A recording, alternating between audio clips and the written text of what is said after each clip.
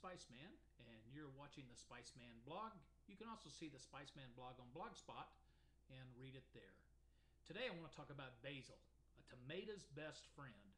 You know, I live in the South, and one of the great joys of summer is fresh tomatoes. Some of my earliest memories, in fact, were of my grandmother harvesting a tomato crop that, my goodness, it was so large that we ate them at every single meal, it seemed like. And she had enough left over at the end of the summer that she canned them as stewed tomatoes, and she even used tomatoes in this incredible vegetable soup that she used to make, and it would last all winter long. But I remember, even as delicious as those homegrown tomatoes were, everyone still passed around the salt shaker at the table just to make the tomatoes taste better. So it turns out that salt intensifies the taste of tomatoes, and something that my palate had grown accustomed to, and something I really enjoyed. So as I began to learn to live without 3 teaspoons of salt, now if you didn't see last week's blog, take a look at it. It's about how Americans are using more and more salt, 3 times as much as needed. I started to look at foods that I use the most salt on, and anything with tomatoes quickly became my focus. So I tried going cold turkey and just stopped using salt altogether, just using pepper, but I couldn't get satisfied. The tomato tasted terrible, particularly those coming from grocery store hot houses and those kinds of things, until I discovered basil, a tomato's best friend. Now, it didn't take me long to learn that using just a little bit of basil would go a long way. Basil, olive oil, and pepper in anything with tomatoes makes it taste fantastic. All without adding salt. Now here's a few ideas that I use. Give them a try.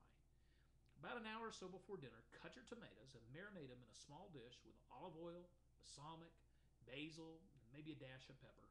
And then mix them into your salad, or just eat them by themselves. Delicious, and you'll never use an ounce of salt. Or slice your tomatoes, fresh mozzarella, and layer them each other with fresh basil in between. Sprinkle it with a little bit of drizzle of olive oil and balsamic, maybe a dash of pepper, and it makes a great caprese salad. Now, if you don't have fresh basil, you can sprinkle a good fresh sweet basil.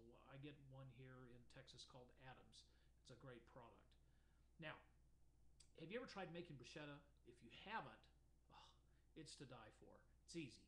You dice tomatoes and you mix them with fresh garlic, basil, olive oil, and balsamic, and you make this fantastic appetizer. You just toast some baguette, French bread that you can get in all your grocery stores, and then after you toast them, you top it with this bruschetta mix, and maybe a little bit of grated Parmesan on the top.